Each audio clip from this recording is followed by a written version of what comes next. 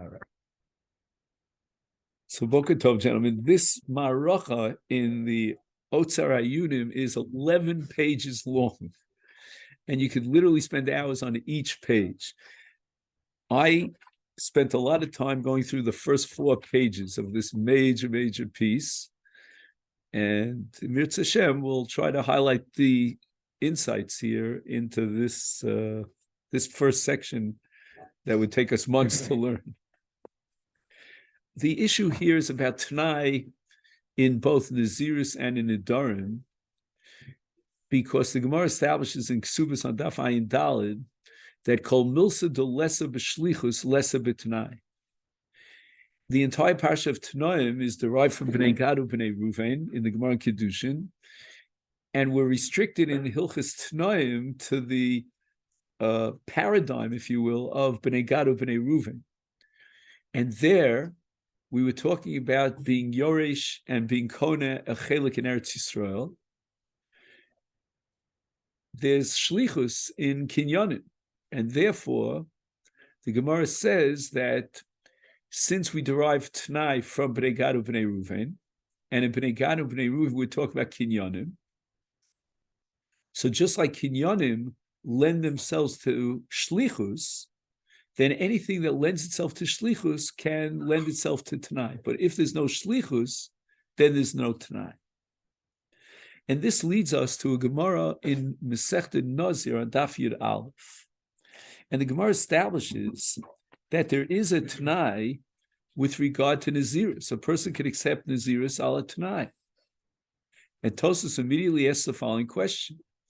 Since we have a principle called Milsa, the Lesa B'Shlichus, Lesa B'Tenai, clearly, Tosas says, there's no Shlichus in Nazirus. And if there's no Shlichus in Nazirus, there should be no Tenai. How can Nazirus lend itself to Tenai? That's Tosas' kasha. Adaf Yud Aleph Amid Beis. Why does Tosas assume that there's no Shlichus in Nazirus? He doesn't spell it out. But let's just say it this way. Shlichus is a mitzvah shebegufa. You know, it's like, I have to be makabel the Nazirus, I have to fulfill the Nazirus. I can't send a proxy to fulfill something that I need to fulfill with my goof. I mean, on a simple level, we could compare it to, let's say, putting on tefillin, or a talis, or sitting in the sukkah. I can't send you as a shliach.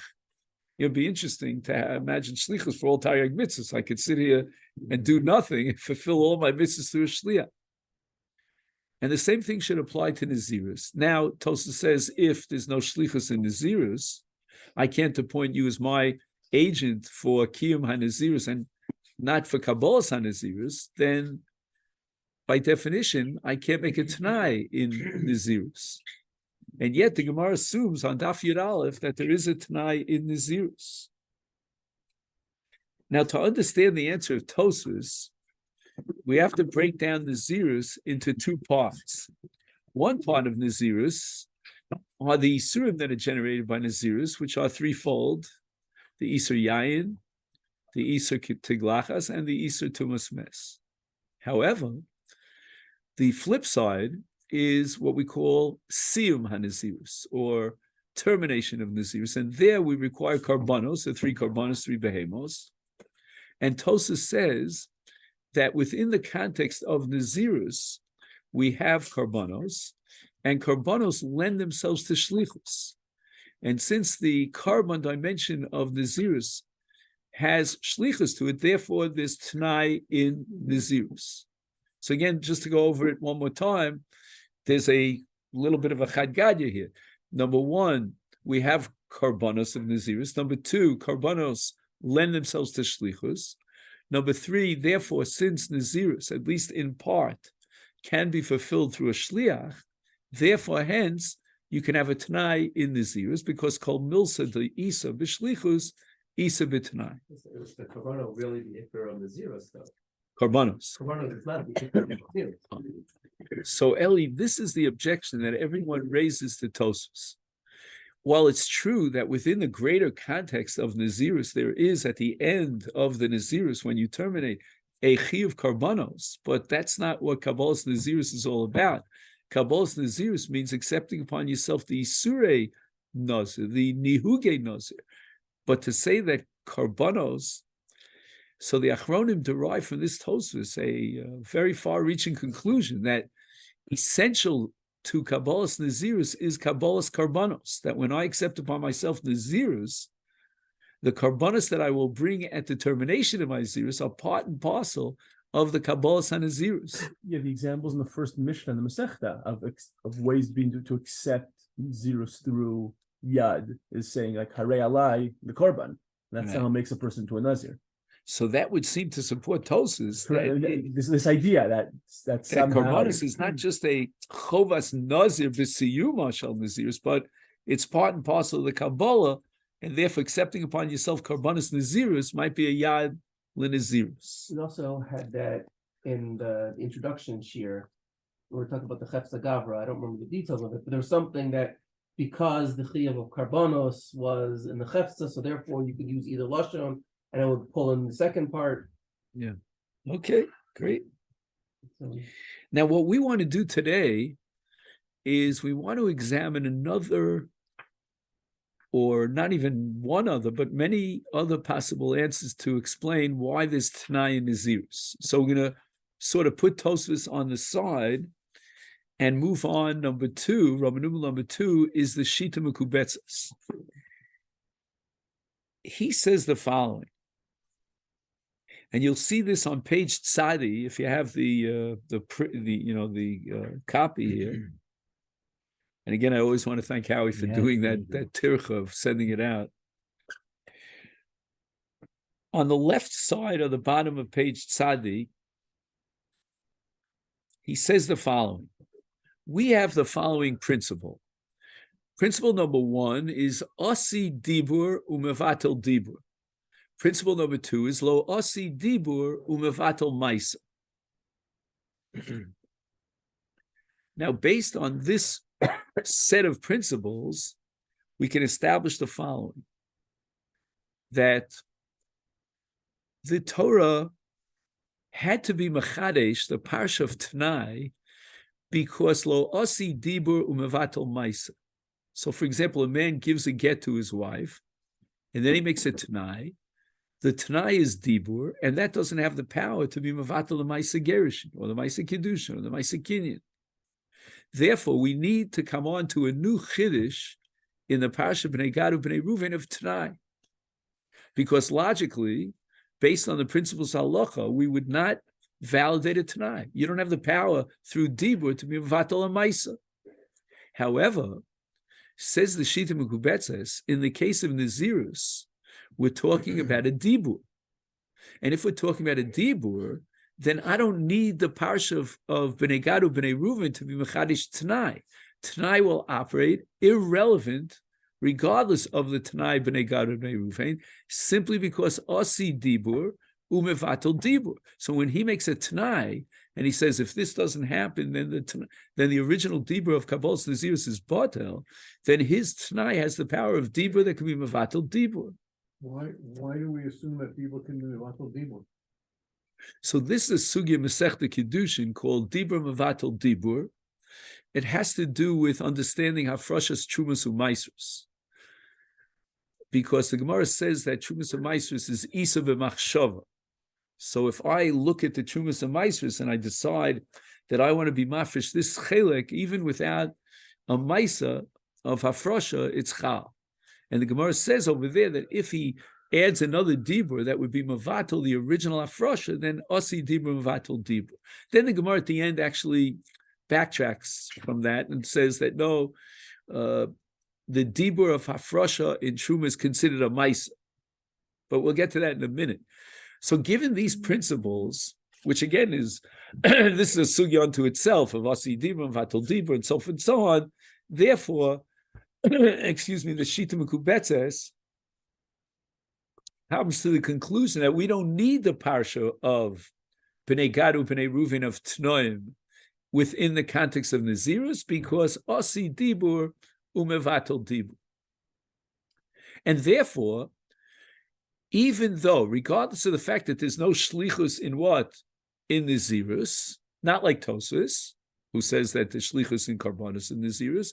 Nevertheless, I can still justify Tenai and Nazirus. I don't need to come on to Isa b'shlichus, Isa b'Tenai, because Isa b'shlichus, Isa b'Tenai is a principle that's derived from the parasha B'nai Gad B'nai Ruven.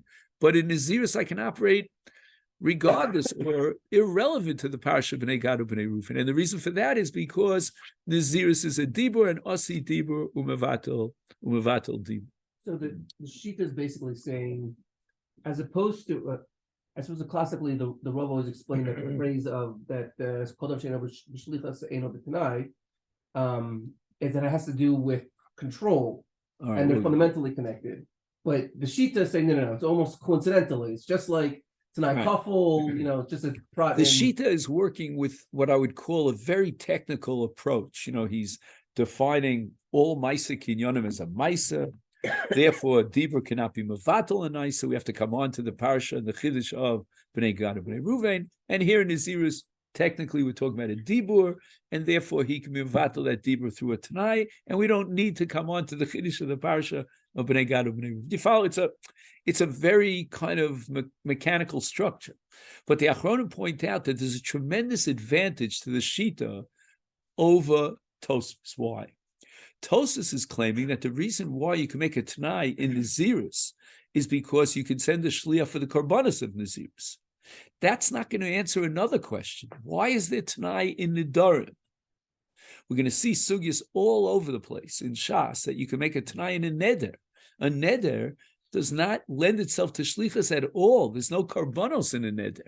So a person says, Konam Kikar Zel Lai, he can make a Tenai, as we'll soon see, and yet there's no Shlichus in Karbanos here because there's no Karban in Kikar Zu Alai. But if we take the approach of the Shita Mekubetzes, then Nedarim like Nazirus is what? Dibur. And if there's Dibur, then you could bevatel Dibur. And that would mean that in the halachas of Nedarim, you could make a Tenai despite the fact that a Neder and its fulfillment could not be achieved through Shlichus. Now, believe it or not, and this is really Ripley's, one of these amazing kind of things, there is a Shita that says that you can appoint a Shliach in Nedarim. I can ask you to take a Neder on my behalf. Okay, that's going to be the famous Shita of the Trumas Hadeshen. The Trumas Hadeshen lived about 6 centuries ago. So he's like, that borderline period between the Rishonim and the Achronim. So all the Achronim attack the Trumas Hadeshen because they say the following. They say that, how can you tell me that there's Shlichus in Nedarim? If you want to see this inside, it's on page Tzadi Aleph, in the third paragraph from the top, Vehine b'noda b'Yehuda. You have that? Shemo ila shlichus b'nedarim, and he quotes the Trumas Hadeshen. So the Noda b'Yehuda asks the following question. He says, Tosfos says that there's no shlichus in Nazirus. If there's no shlichus in Nazirus, at least in the Kash of Tosfos, right before Tosfos introduces the Karbanos of a Nazir, then there should be no shlichus in Nedarim. So that the Noda b'Yehuda is really rejecting the Trumas Hadeshen based on our Tosfos here in Nazirus, because Tosfos is assuming that there's no shlichus in Nazirus. If there's no shlichus in Nazirus, then ipso facto there should be no shlichus in Nedarim. How could the Trumas Hadeshen postulate that there's shlichus in Nedarim? He also, interesting, quotes of Beis Yosef at the end of this paragraph with regard to Bittul Chometz. Now, Bittul Chometz, according to many Rishonim, is mitam hefker, and hefker is chal midin neder, and therefore, says the Beis Yosef, you cannot appoint a shliach to be mevatel your chometz for you. So again, another chadgadia. Again, let's go through it again.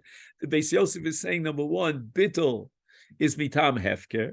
Number two, hefker is built on Nedarim.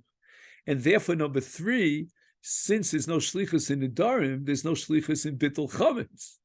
But obviously, the Beis Yosef is assuming, which is the assumption of the Noda b'Yehuda as well, that there's no shlichus in Nedarim. And that makes sense because Tosfos says, if not for Karbanos, there's no shlichus in Nazirus. And therefore, why should we make any distinction between Nedarim and Nazirus. According to Tosos, how can you have it Tenai in the Nedarim?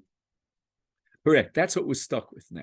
Because if we don't accept the Trumas Hadeshin, and we're rejecting the Trumas Hadeshin because we're assuming that Ma Nazirus ein lo shlichus af Nedarim ein lo shlichus. So if we work with that premise, then there cannot be Tenai in Nedarim. And Tosa's answer to defend the validity of Tanaim in Nazirus is not going to hold water for Nedarim.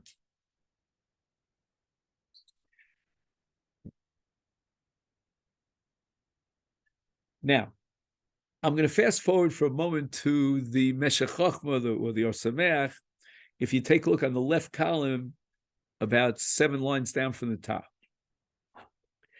Who would believe that anyone could defend the Trumas Hadeshin and at the same time differentiate between Nazirus and Nedarim?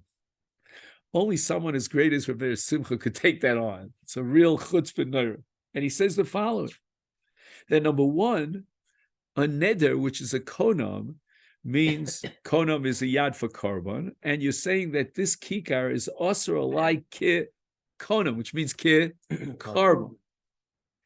And in order to bolster his opinion here about an equation between nedarim and karbanos, not only through the halach of hatfasa b'karban, but also yesh me'ila b'konamos. Now, if a person violates a hegdesh and he misappropriates hegdesh for his own purposes, he's chayav me'ila.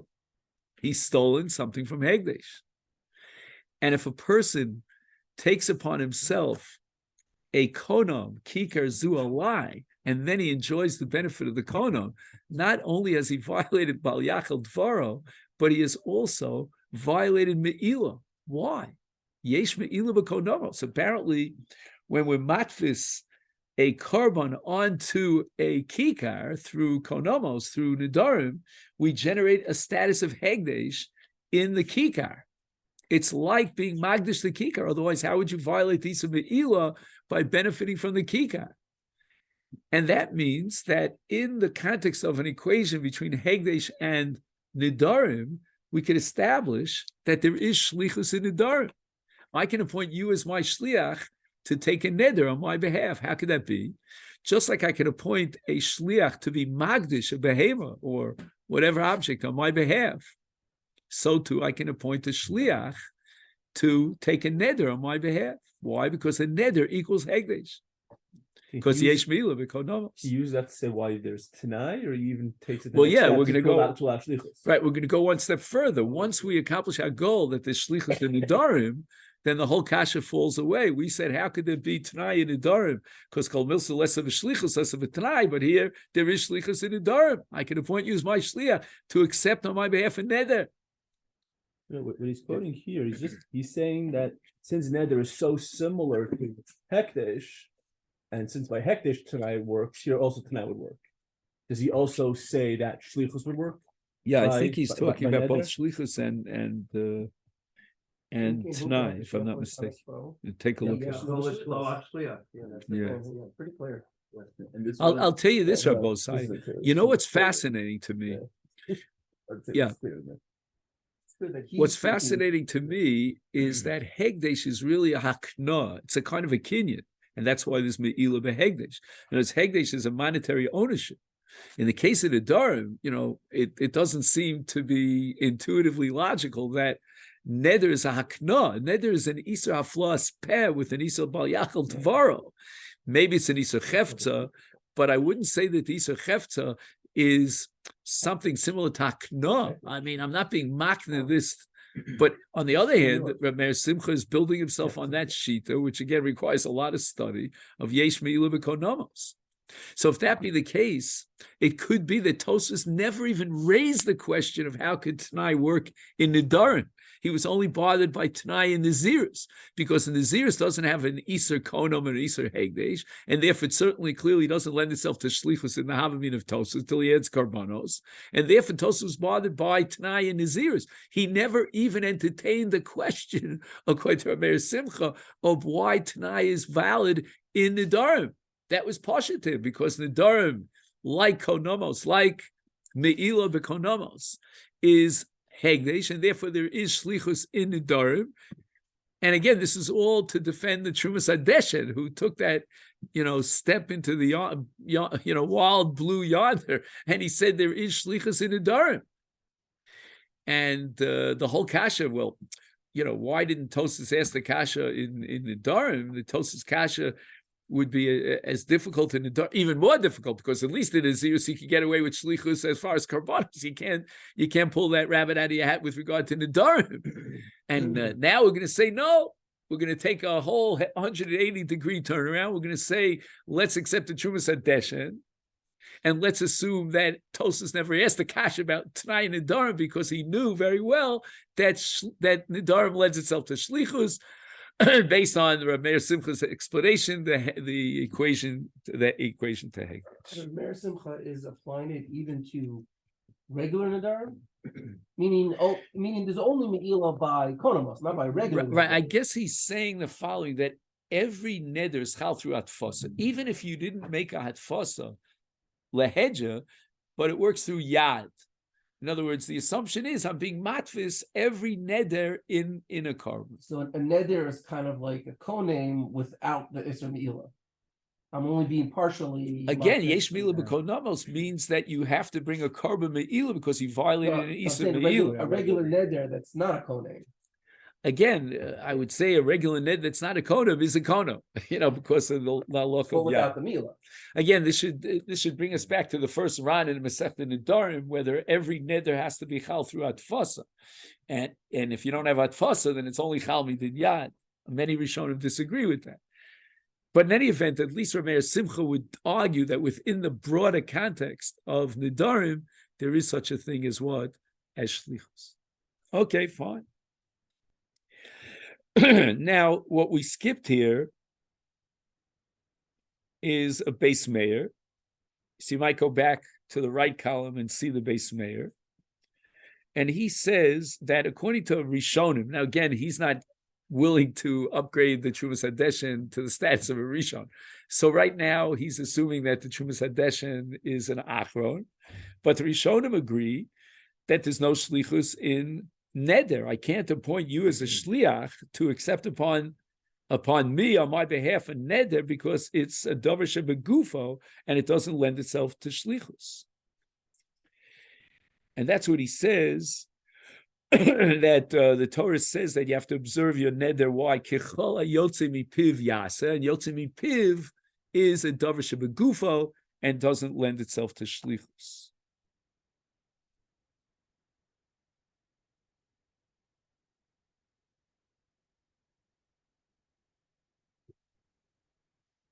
Now, Reb Shmuel, the Rosh Hashiva of Panovich, he wants to explain that there's a difference between Nedarim on the one hand and Nazirus on the other.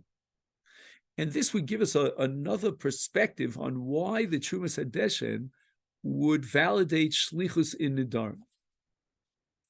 And he says the following. Shlichus applies when I create a chalos. If I create a chalos, Kiddushin, Gerushin, Kinyanim, that lends itself to shlichus. I can ask you to be, shall I say, my boy koach, my representative, to create that chalos. He says the following. Herein lies the distinction between Nedarim and Nazirus. In Nedarim, you are creating a chalos. In Shvuah, you are creating a chalos, whether it's an Isa Gavra or it's an Isa Chefza. In both cases, you have created a chalos. And if you're creating a chalos, you can ask someone else to stand as your agent on your behalf to create that chalos. Hence the shlichus in Nedarim. But he says, Nazirus, you don't create a chalos. Very strange halacha. But listen to how far the man could go. I mean, this to me is when you go out on a limb, I thought there was a limitation to how far the limb could be. And he says the following. This you'll see on the right column of page Tzadi Aleph on the last line. BiNizirus ein ze chalos shadam mechil v'yotzer ala chayfetz. Again, we would substitute instead of the word chayfetz, the gava, right? The adam. Shlochal klum. Do you hear this, Rabbi? Shalochal klum achrei kabolas Nazirus. So if I would ask you, if you're learning Masechet Nazir, is there such a thing as Chalos Nazirus? I think we would all answer with a big why. Yes, yes, yes. No, no, no, no. There's no Chalos Nazirus. But rather, in Yono, what is the Indian of Nazirus? Maisa Kabbalah al Atzmo. He has to observe his Kabbalah. Shu Omer u'machlit shemakabel nihuge Nazirus.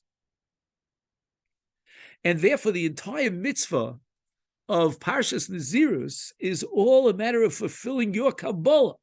But lo nasakan chalos. More in the world of Shavuos than in Nedarim. Well, again, Shavua, you create a chalos in the Gavra, right? The Gavra is now a chefza disura. He can't have hana. But in the case of Nazirus, it's all a matter of observing and fulfilling your Kabbalah, but there's no new chalos. If there's no new chalos, I can't appoint you as my shliach. But in the case of Nedarim, where the neder is creating a new chalos, then I can appoint you as my shliach to create that chalos. The fact that you can't, there are things you can't have hana from. I mean, you are. I mean. But when a Nazir is enjoined from wine, it doesn't mean that the yain is a chefza disur. It doesn't mean that the gaffer of the Nazir has a chalos Nazir. All that is gone, according to Reb Shmuel. Again, he's only defending the Trumas Hadeshen. Keep in mind that the Rishonim think otherwise. But to defend the Trumas Hadeshen, he's saying that Nazirus is not a chalos. Therefore, Tosfos understood it doesn't lend itself to shlichus until Tosfos introduces the element of what? Of karbanos of the Nazir. Now, there's another section here which I'm afraid to get into because I think it'll take us an hour, but I'll just mention it in passing, and then we'll get to the main meat and potatoes for today. And you'll see a paragraph here that starts al pi on the left column, and he has here a Minchas Chinuch who says the following: that there's no Tenai neither in Hafara nor in Hakama. Why? Because we have a principle called Ein Shlichus B'Hafara. And if there's no Shlichus in Hafara, it means the father or the husband cannot send a Shliach to do the Hafara for him, and Hafara requires, let's say, a verbal declaration as opposed to Hakama, which we discussed at great length, is believed, but so when the father or the husband declares hafara, he cannot send an agent to declare hafara, and therefore there's no such thing as Tenai. And the Minchas Chinuch assumes that all the dinim of hafara apply to akama as well. And therefore there's no shlichus neither in hafara nor in akama, and there's no Tenai, therefore, neither in hafara neither in akama. But the only problem is the Gemara Nedarim Adaf Samach Tes says that there is such a thing as a Tenai in Hakama. And a man declares that Lo Tochel Hakama, I don't want my Hakama to be Chal, Elim Kain, Chala Hafara. Again, that's the sugi, if you remember, of Kol She'ena B'Zecher Ze'ena B'Masacha. But nevertheless, the Gemara doesn't question the fact that he could make such a Tenai. Exactly what will be the result of the Tenai, that's going to be the sugya. But there is such a Tenai. And Eich Moel Tenai, Hare Ein Shlichus. There's no Shlichus in Hakama. And the Baal or the father has to do the Hakama personally. Cannot appoint an agent. So how could there be a Tenai in Hakama? And if you'll see at the end of that paragraph, he leaves it with an open-ended question. Eich Moel Tenai B'Hakama, Hare Havidavar She'eno B'Shlichus. There's a beautiful footnote here, number Vav. If you want to just make a note of it, again, I just don't want to end up with, especially Yair has to leave a little early, so I wanted to get in the punchline here before he has to go. But, I would very highly recommend, if you have an extra couple of minutes, to analyze footnote number Vav here. And, he has a tremendous chiddush here in terms of how Nedarim and Nazirus operate. But now we get to the main punchline of today, and that starts here on page Tzadi Beis, if you have that. And this is going to be the Ritva in Ksubis. And I always have said this over and over again, that the closest thing in the Rishonim to Briska Lumdus is the Ritva. Not to exclude the Rambam and the Ramban or the Rashba, but there you have to work out the lumbus. The Ritva is like a Rosh Hashiva. He speaks it all out. And he says the following. The parsha of Nedarim and of Nazirus opens with the word hafla. And no neder nor Nazirus could be chal without hafla. The word hafla has a double connotation. It means, first of all, hafla's peh, meaning something that comes out of your mouth, but it also means hafla bebirur. It's got to be crystal clear. And he quotes a Gemara in the name of Rabbi Tarfon that lo nitna nazirus el hafla. Says the Ritva the following. Let's analyze the hafla. When he takes a neder, or he accepts upon himself Nazirus, he says, I'm accepting upon myself if. So the hafla now, in terms of the Kabbalah's Nazirus, is limited to the if. If X, then there's a neder. If X, there's a Nazirus. He never accepted upon himself b'hafla's peh, a neder or Nazirus, if not X. And therefore, says the Ritva, I don't need to come on to the parsha of Tanoim in Bnei Gad Bnei Ruvain, leave that all out. There's no hafla's peh. I'll show it to you inside. He says, Ein kabol al Tenai yichola lachul.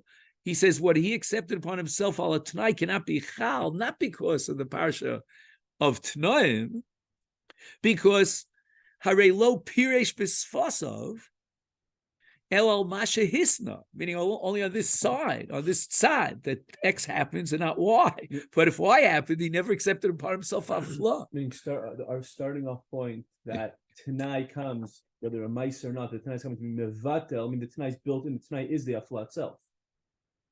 Correct. Why is it hafla itself? Because he never expressed a Kabbalah on that side. Right, so he says, my Kabbalah is limited to this side. If it rains today, then I have a Kabbalah. If it snows today, I don't want a Kabbalah. So therefore, there was never a floss peh. With Tenai, if I remember correctly, from Shir many years ago, it could either be something which is integrated into the halos, or it could be an external thing. Right. I took this thing, and the Tenai will determine whether this is actually a mice or not. But what we're saying here is that you haven't done anything at all. And then the Tenai is either going to make it a Maisa or not Maisa. Right. There's no. So what I'd like to do today, Rabbosai, after quoting the Ramban as another answer to Tosfos Kasha, I want to see what we could build on this Ritva. Because honestly, and I don't know if I'm right or wrong, but Libi Omerli, that the Ritva is saying something very profound. And honestly, I don't even know why Tosfos is racking his brains on this kasha. He has to come up with the answer. No, the shlichus, because of the karbonos of a Nazir, and then we have to figure out, is there shlichus in Nedarim? And then we're going to set up the, with the Truvas Hadeshet, maybe there's true. I don't know. It seems to me that what the Ritva is going to do here is he's going to pull the pillow from underneath our standing, there's no kasha at all. But first, let's mention the Ramban. And the Ramban says something which needs a lot of thought. And I'll just point out again, only for those who might be interested, that on page Tzadi Daled, he's going to begin in paragraph number 4, which starts with Achen B'chidusha Granat, with an entirely different mahalach. And almost the entire balance of the next 6 pages is based on this Granat. We're not going to get up to this Granat. We'll just mention it when we get to it, but we're not going to go into it. But I believe that this Granat is predicated, without his mentioning it, on this Ramban. And the Ramban is tucked away at the end of Baba Basra. And he says the following, that there are 2 types of Tanoim. One requires, Mishpatei Tanoim is derived from the parish of Bnei Gad Bnei Ruvain, and one is a different kind of Tenai. We might use the borrowed term Tenai, but it's fundamentally different, and it doesn't require Bnei Gad Bnei Ruvain. How do we differentiate between these 2 categories? There's one category called Bein Adam Lechavero, so to speak. What does that mean? Lacherim, he calls it. If I enter into a kinyan or a kiddushin or gerushin, there's always a relationship between the person who's creating this Tenai and the chalos itself. And therefore, the Torah says, if you're entering into a relationship, everything has to be written clearly. Go to a lawyer to read the fine print. Do you have mishpatei tanoim and all the regulations that we derive from Bnei Gad Bnei Reuven? But Nedarim and Nazirus belongs to a whole different category of Tenai. And that is hisnal davar she'eino beino levein acherim ela beino levein atzmo. So the Nazirus and the Nedarim are only relevant between he and himself. And again, you have to analyze that in the context of, Dvarim shebeino leveina and inui nefesh and so forth and so on. But the basic principle is intuitive, that when I take a neder, it's relevant to myself. I'm not taking a neder that's relevant to you, but to myself. And the same is true for sure for Nazirus. And he says that in that case, since it's all your initiative and it's not a relationship that's objective, that relates to other people, therefore, certainly Tenai will limit that Kabbalah's Nazirus, Kabbalah's Nedarim, even without Mishpatei Tanoim.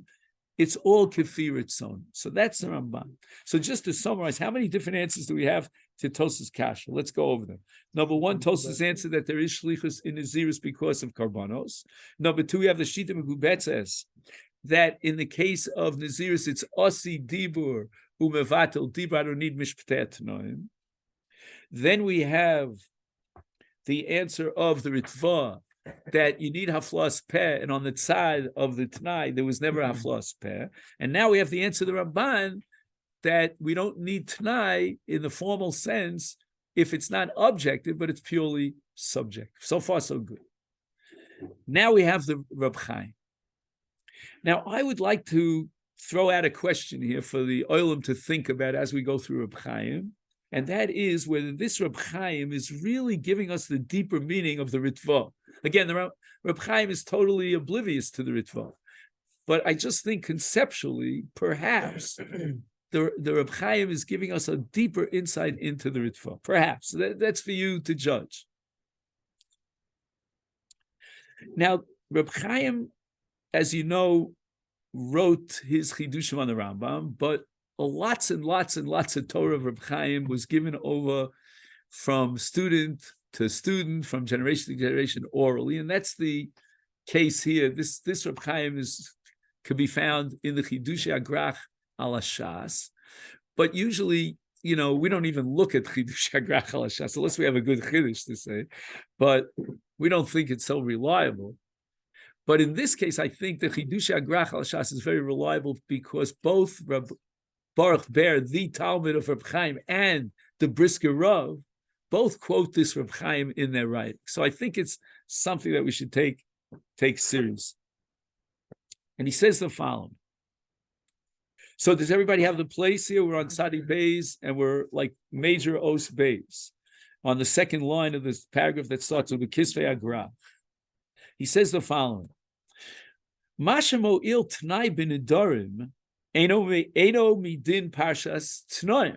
Okay, so that's the major breakthrough over here. Tosas, on the other hand, is going to apply the parsha of Bnei Gad Bnei Reuven and requires shlichus. The other Rishonim don't require shlichus. So Reb Chaim is now going to give us a deeper insight as to why we don't require shlichus, and we don't have to match up to Mishpatei Tanoim in all its requirements and regulations. Elahudin misuyam behilchas nedarim. So we're taking nedarim out of the entire package of all chalosim which require mishpatei tanoim in order to undermine the chalos. Shaneder eino chal al atzad she'eino rotze bo v'lomdim davar zeh me'apasuk ha'adam b'shvua prat lionus k'de'isa the Gemara b'Shvuos, etc. L'gabi nidrei shkagos. So we have a sugya called nidrei shkagos. Like, for example, a person accuses his wife of a certain act of theft, and therefore he imposes a neder on her, and then he finds out that she was guiltless, and that's called nidrei shkagos. And the Gemara establishes that the reason why Nidrei Shkagos is not valid is because of a pasuk called Ha'adam, which is in the Parsha of Shvua, And Adam means prat la'onus or prat l'shogeg, and so forth and so on. Says Reb Chaim, we don't need the parsha of Tanoim to undermine a neder al Tenai if the Tenai was not fulfilled or Nazirus, because we have a special Gzeres HaKosov, a Yalfusa, that sets up Nedarim and Nazirus in a special category of Ha'adam B'Shvua. And he's saying, when he takes a Tenai, that he doesn't want the neder to be chal without the kiyum of the Tenai. And therefore, Ha'adam B'Shvua invalidates such a neder because it's basically saying that he's a shogeg, he's an onus, he doesn't want it. This wasn't really his ratzon. So Rabosai immediately, I wrote myself an entire note here on the side. I didn't realize that the whole essay here is going to basically, but what would you say here to this Reb Chaim? What objection should we raise to Reb Chaim? Tenai and Onsim seem to be pretty different. He's saying that when I make a Tenai and it's not isn't fulfilled, that's like Nidre Onsim. Right, because I didn't want Right. the neder to be chal on that side. So that's exactly what onus and shogeg is about. But Reb Chaim says I don't have to come on to Mishpeh Tanoim B'nei Gad B'nei Reuven because Ha'adam B'Shvua, I have a separate Gzeres HaKosuv and a separate Yalfusa. But what question I think we have to ask over here? Yeah, but if the tonight didn't happen, the neder is chal. The Mishpah is chal. If the neder was not makuyam, if there was never a kiyum of the Tanai, Right. then the neder is not chal. Why? Because the neder has to be a adam No, with I think- ratzon, and he didn't have ratzon. No, so, but if it's not was, let's say I will become a Nazir if X and Y happens. If Right. X and Y does happen, then Right. the Nazirus is. Right, because he had full-fledged ratzon that he That should wouldn't be become. the case if you said I'll be a Nazir, but that your Nazir was based on an assumption that's incorrect. Meaning a show, meaning something that's Right, if I- invalidates the whole thing. Right. Right. If I had a certain assumption and that assumption was not correct, and I didn't have ratzon for my nazirus. Correct, but here you have Ratzon for your Nazirus in a limited circumstances. As Okay, but let's say he really doesn't want to be a nazir. He doesn't want to prohibit his wife if she's guiltless, and therefore there's no ratzon, and therefore there's no other b'shvua. I don't even need the parsha of Tenai because the Torah requires other b'shvua. Absolutely. Well, I guess what I'm saying is this is not a case of onus. When it's not, No, I'm saying just like we have in Ones, ratzon, here too in Tenai, it's ratzon. In formulating his Tenai, he reveals to us that he doesn't have ratzon on that side. And therefore, it's like Nidre Onsim and Nidre Shkops. but he does have Ratzon. No, he doesn't No, have. no, no, On one side, he has. So now you're bifurcating it. That's I guess what I'm saying is in an onus situation, in that your whole statement becomes invalidated. While here it doesn't. I mean, you're bifurcating. You're saying the Re'i Ratzon is a shkaga. I would say it's not a shkaga at all. He wants the Nazirus to become effective, or the net become effective in limited circumstances.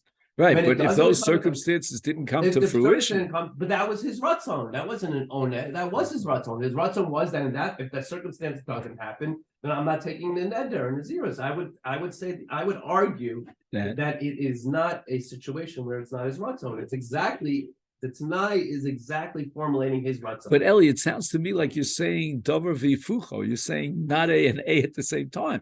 Because if you're admitting to me that on that side he doesn't want the neder, so But then he does not. he doesn't want from the a- neder. from a side of onus. That's my point.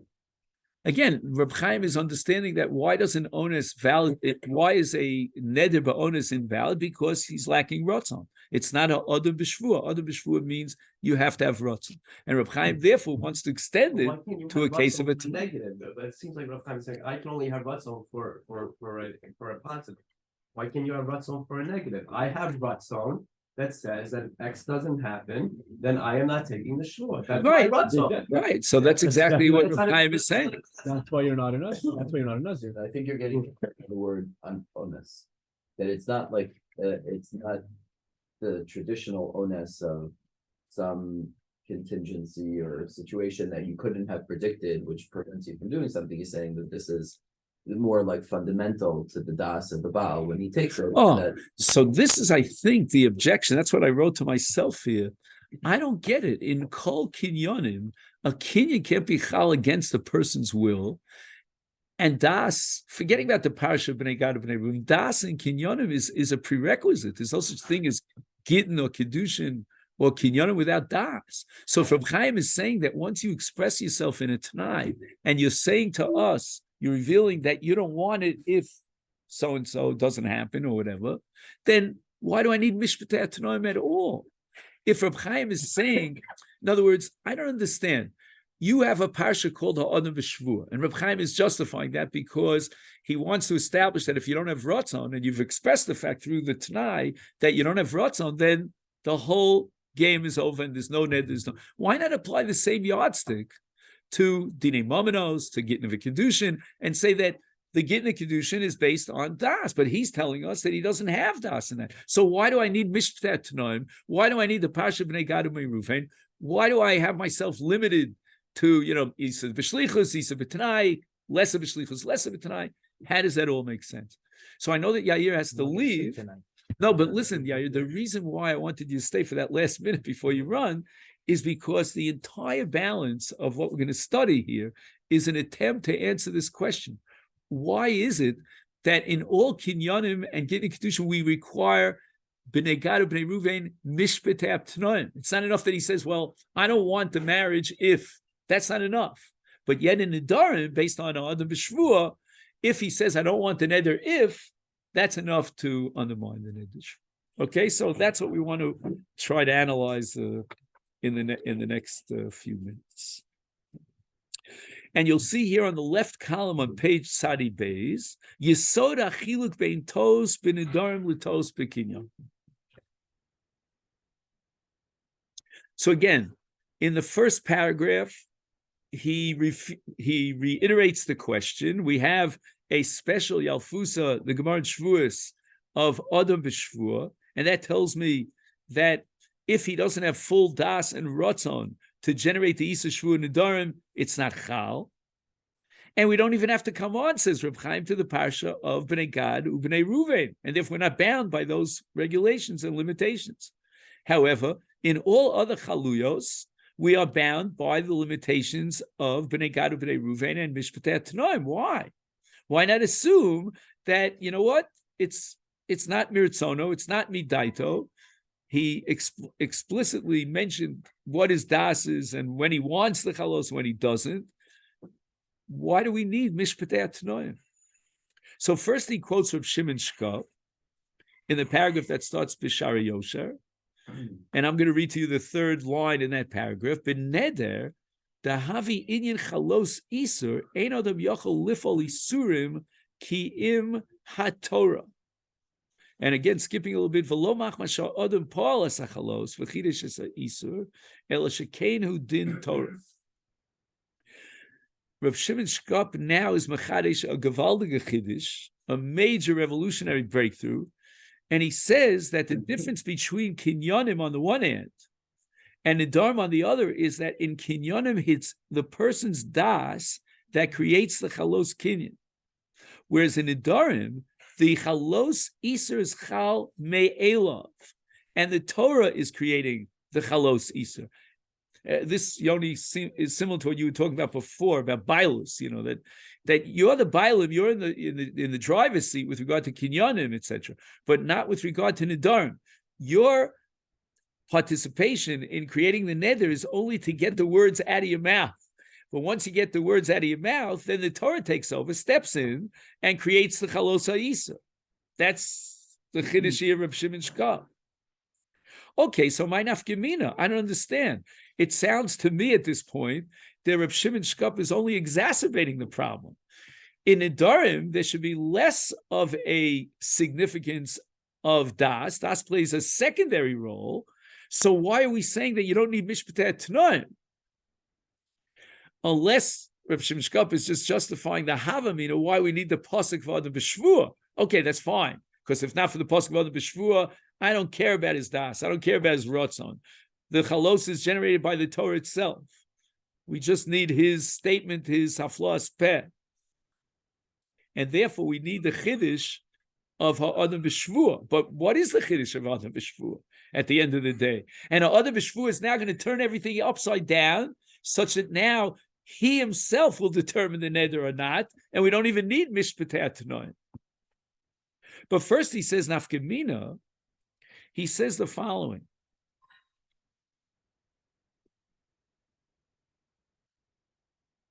There is such a thing as a kinyan li'achar lamed. Is that correct? Now, what happens if you're maknis something to a person li'achar lamed, and before the 30 days pass, you decide that you want out? Can you be mevatel the kinyan? Yes. But in the Nedarim, he says, based on a Gemara in Kedushin, take efkesha omar, once he says the neder is shvua, then the Isa will be chal, again, li'achar lamed, but he eino yochel lachzer ba'afilu b'toch lamed. Now, if you're the bailam on creating the chalos, and your bailus will express itself in materializing the chalos in 30 days, clearly you should be able to be choser bo before that 30-day period, and that achen is the case with regard to kinyanim. But in shvua neder, you can't be choser bo even after lamed. Why? Because all we need is your dibur. Your dibur is chal. And again, the neder will be chal by virtue of the Torah creating the Isser when? Li'achar lamed. But in the middle, you can't be choser bo because you cannot undermine your haflas peh. I mean, again, these are radical chidushim. Ulefizeh, based on this,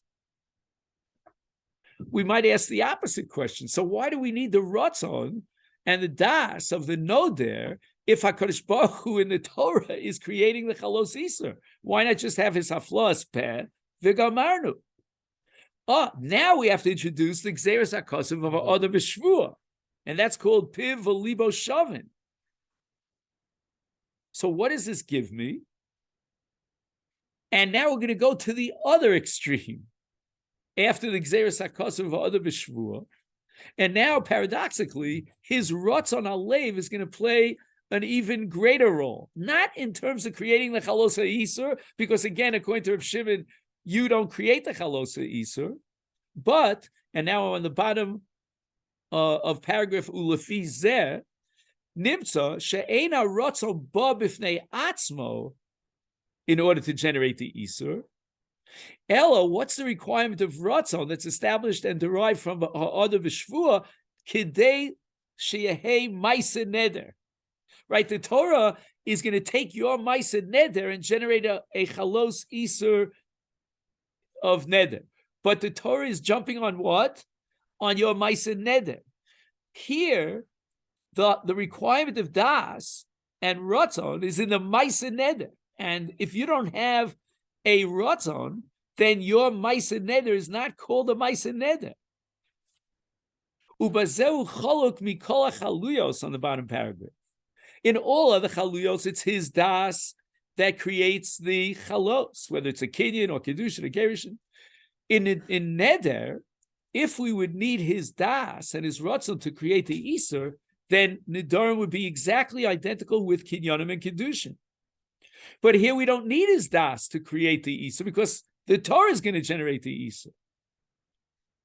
But nevertheless, we derive from ha'adam b'shvua a din misuyam, that in neder and shvua, we don't have an asiyah of a ma'aseh neder without his das and without his ratzon.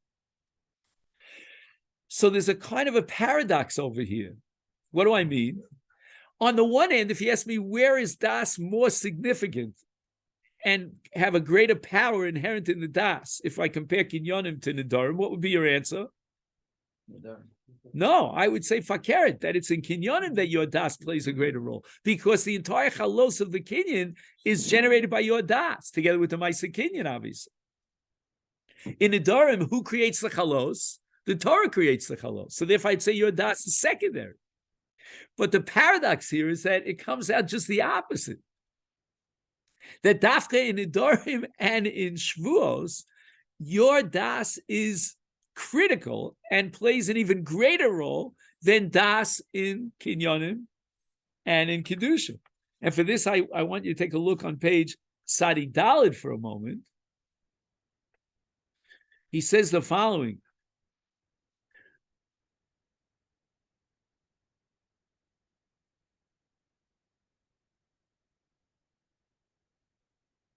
Again, the language here is a little bit tricky, but do you see on the third line he has the word Siba?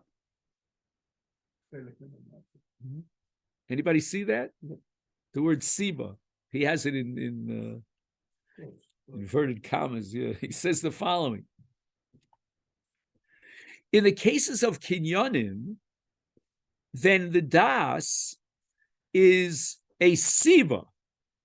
What does that mean, a Siba? I think he means it's a generator, if you could call it that. It generates together with the Maisa, the Chalos. So now, did he have enough das? Which, if it's like, when you pump up, you go to get petrol, right? So you pump it up. Is there enough das to pump up the Maisa to create a Kinyan? Obviously, yes, right? And if the Tenai would be fulfilled, then the Gerish and the Kinyan would be Chal. So he gave enough das into the Maisa Kinyan. So now the Tziruf of A plus B, of das plus Maisa, can create a Kinyan. He can create the Chalos. So what's a Tenai? Says Reb Chaim, the Tenai is coming to create a dot on the third line down from the top. Das negdis. We need a das negdis. We need another das, in the case of Bittul Tenai, to undermine, to vitiate the das that created the Kinyan.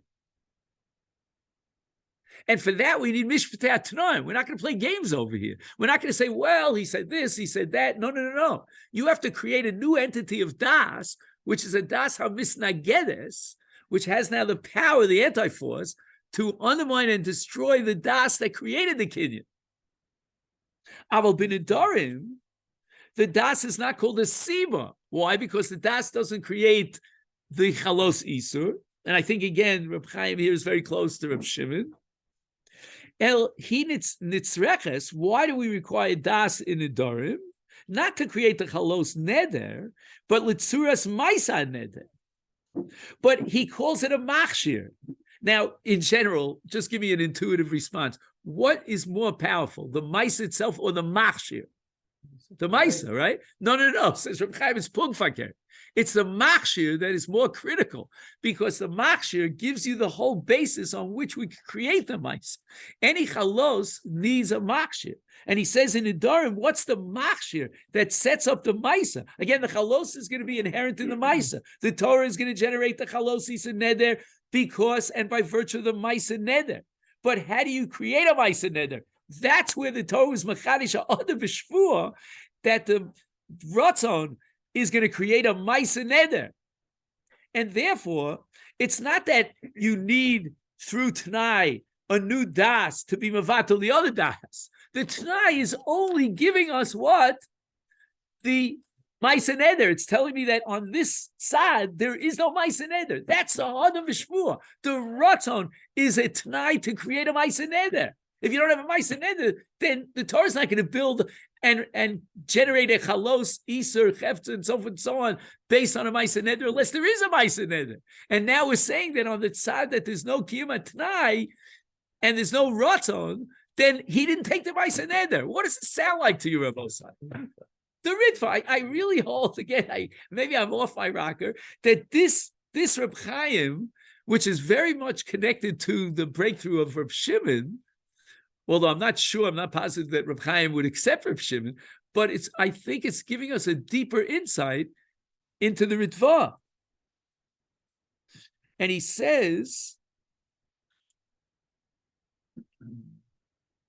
now again, I come from a family of darshanim, so what I'm about to say now is kind of that side of my personality that's a darshan.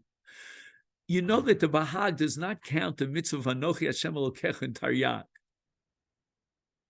Yeah? So there's no mitzvah of Amunah in the Taryag mitzvahs. So the Ramban tries to explain and defend the Bahag. This is my class that I give in Hagefen.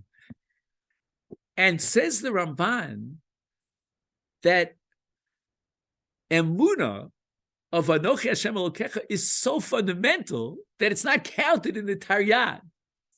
So it's very interesting. There's a paradox here. Dafka, because of the fundamental nature of Emunah, that Emunah is the basis on which all the mitzvahs are predicated. See, it's not Bichlal mitzvahs because it's so fundamental. It's the precondition, the Tenai Mukdam of mitzvahs, and therefore it's not counted in the Taryag.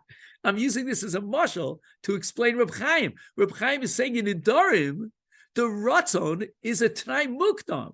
It's not the das that's creating the Chalos Neder, but it's the Tenai Mukdam to create a Maisa Neder.